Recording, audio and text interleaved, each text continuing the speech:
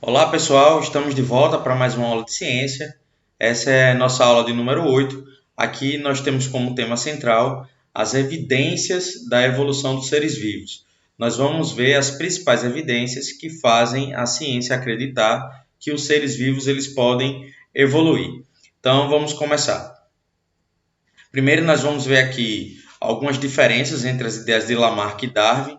Essas ideias foram abordadas na aula anterior. Então, caso vocês não tenham assistido, é interessante que vocês assistam a aula anterior, só para depois dar sequência nessa aula. Então, vamos lá. Jean-Baptiste de Lamarck foi um dos primeiros a elaborar ideias sobre a evolução. As ideias dele estão baseadas nas informações que eu vou passar para vocês agora, né? Ele diz que o ambiente induz os seres vivos a mudar. Em um ambiente, uma estrutura do corpo que é muito utilizada tende a se desenvolver e uma estrutura que não é muito utilizada tende a se atrofiar. Essa é uma característica que ele chamou de lei de uso e desuso. Outra parte de sua ideia é que ele diz que as estruturas resultantes do uso e do desuso passam para a próxima geração. Ele chamou isso de lei da herança dos caracteres adquiridos. Bom, outras ideias, né, que nós vimos sobre a evolução dos seres vivos fazem referência a Charles Darwin.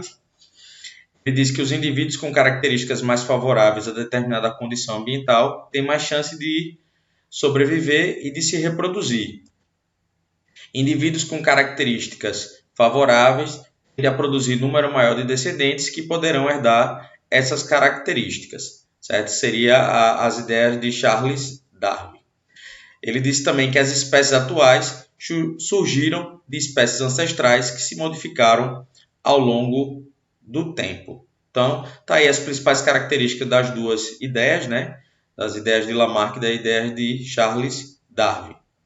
À esquerda eu tenho uma imagem, né? Mostra o rosto de Lamarck e à direita o de Charles Darwin. As ideias de Lamarck não são aceitas pela comunidade científica. A gente já descarta essas leis do uso e desuso e da herança dos caracteres adquiridos. E as ideias de Darwin e Wallace constituem a base da teoria da evolução, que é mais aceita atualmente. Nós vimos na aula anterior, né, que Wallace, em um período muito semelhante ao de Darwin, chegou a conclusões muito semelhantes. Então, hoje, quando a gente fala das ideias de Darwin, damos também crédito ao Wallace. Bom, e quais seriam essas evidências que fazem a ciência acreditar que os seres evoluem? A primeira delas aqui nós chamamos de homologia. Então, quando sabemos que diferentes espécies possuem um ancestral comum, podemos conhecer melhor a relação de parentesco e a história evolutiva delas. Se observarmos com atenção os seres vivos ao nosso redor, notaremos que muitas vezes espécies distintas apresentam estruturas semelhantes. Dizemos que tais estruturas são homólogas, quando se desenvolveram a partir de um ancestral comum, mesmo que elas tenham funções diferentes. Então, para ilustrar essa situação, eu trouxe aqui uma imagem. Ela mostra 3 animais adaptados a ambientes bem diferentes, né? O morcego, a baleia e o gato. E eles apresentam uma estrutura muito semelhante entre si, seria uma estrutura homóloga. Se vocês notarem aqui, na asa do morcego, você tem aqui 3 partes estruturais que são bem semelhantes à estrutura aqui da nadadeira da baleia. Tem aqui 1, 2 e 3. A presença dos ossos, né, em tamanhos diferentes, mas na mesma posição e em igual número, né, de quantidades. Se você olhar aqui a estrutura da pata, de uma das pernas aqui do gato, você consegue também ver a presença desses mesmos ossos, né, aqui 1, 2 e 3. Então, são estruturas diferentes do ponto de vista da função, né? O morcego usa para voar, baleia para nadar, o gato aí para andar e correr, mas apresentam ossos e a posição desses ossos a mesma.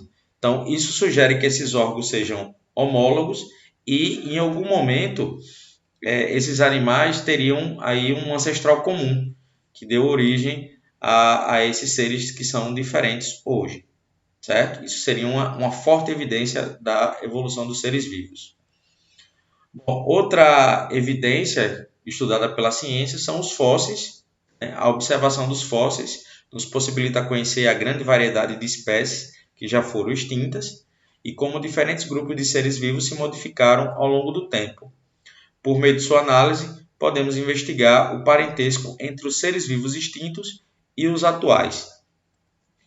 Os fósseis fornecem evidências de como os diferentes grupos de seres vivos se modificaram ao longo do tempo.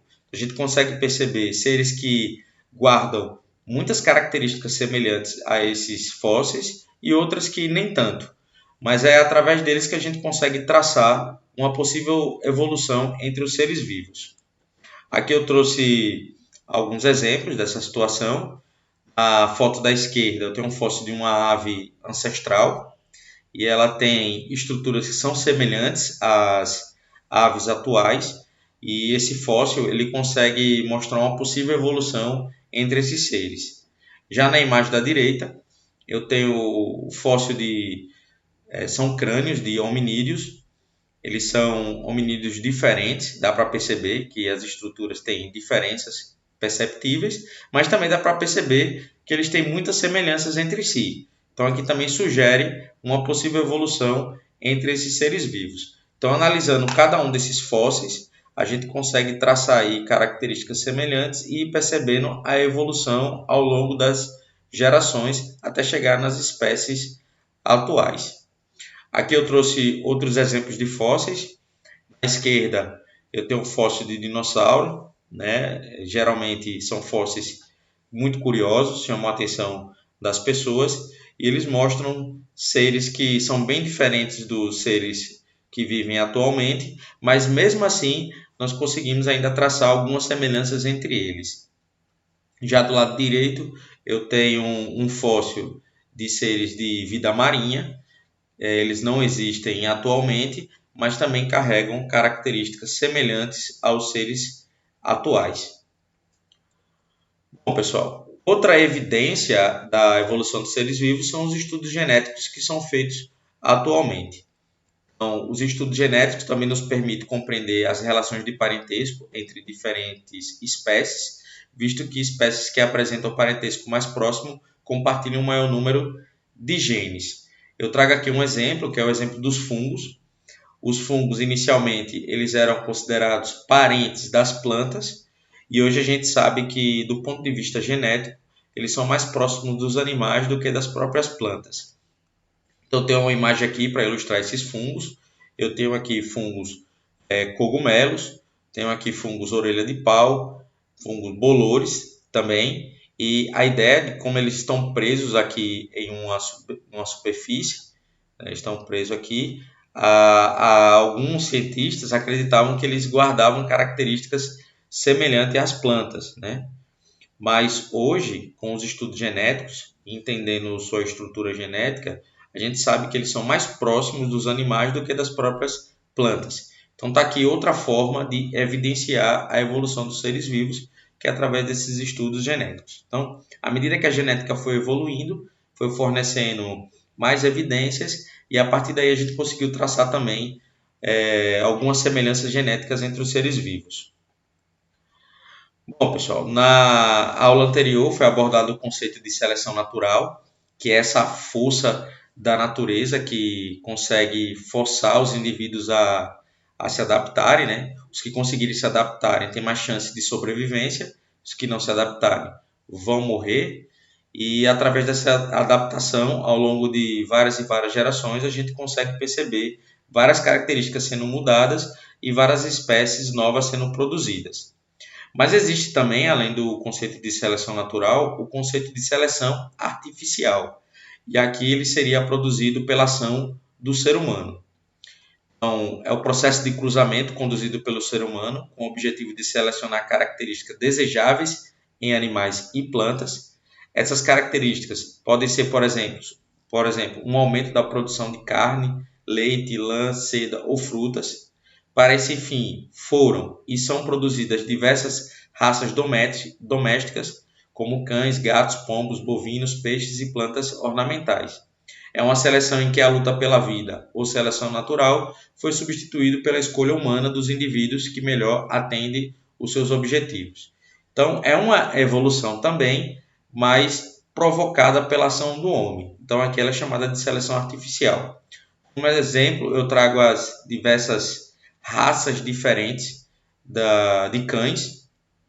Aqui, as diferenças são notáveis do ponto de vista de tamanho, quantidade de pelos, cores, e essas diferenças elas não são possíveis de a gente classificar cada um desses cães como uma espécie diferente, mas como eles guardam algumas diferenças, a gente classifica eles em raças diferentes.